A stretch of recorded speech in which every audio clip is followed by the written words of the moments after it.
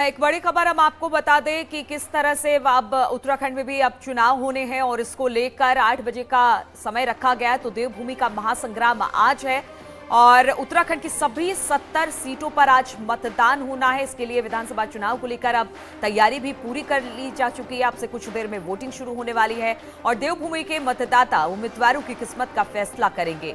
सुबह 8 बजे से यहां मतदान शुरू होगा और इस पर देखिए जरा एक रिपोर्ट। उत्तराखंड 5वें विधानसभा चुनाव के लिए फैसला करने जा रहा है।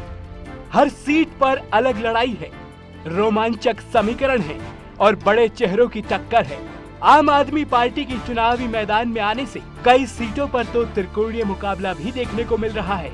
साल 2017 के चुनाव की बात करें तो देवभूमि में बीजेपी अपना दम दिखाकर सरकार में आई थी। यहाँ 70 सीटों में से बीजेपी ने 56 सीटों पर अपनी जीत का परचम लहराया था। लेकिन उत्तराखंड में बीजेपी पिछले 5 सालों में 3 सीएम बदल चुकी है। पिछले 21 सालों में उत्तराखंड में अब तक 4 विधानसभा चुनाव हो चुके हैं। अगर नतीजों की बात करें तो 2017 में बीजेपी को 57, कांग्रेस को 11 और निर्दलीय को 2 सीटें मिली थी और बीजेपी बहुमत से सत्ता में आई थी। वहीं 2012 में कांग्रेस को 32, बीजेपी को 31 और बीएसपी को 3 सीटें मिली थी और कांग्रेस ने गठबंधन से सरकार बनाई थी।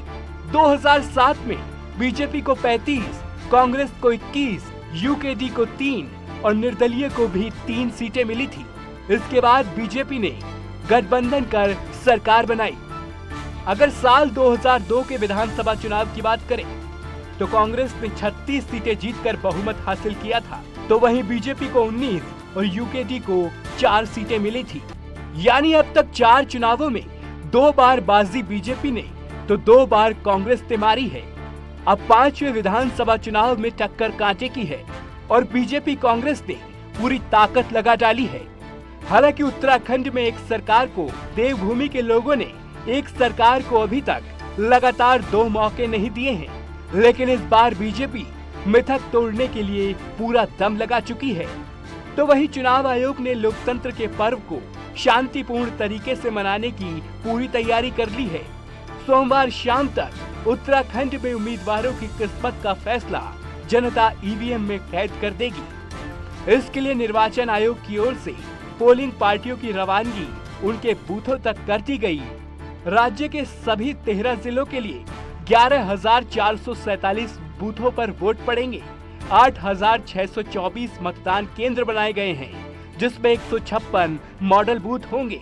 साथ ही 101 सखी पोलिंग बूथ भी बनाए गए हैं। चुनाव का नतीजा 10 मार्च को आएगा और इसके बाद साफ हो जाएगा कि जनता ने किसके नाम और वादों पर मोहर लगाई है। Bureau report, news 18।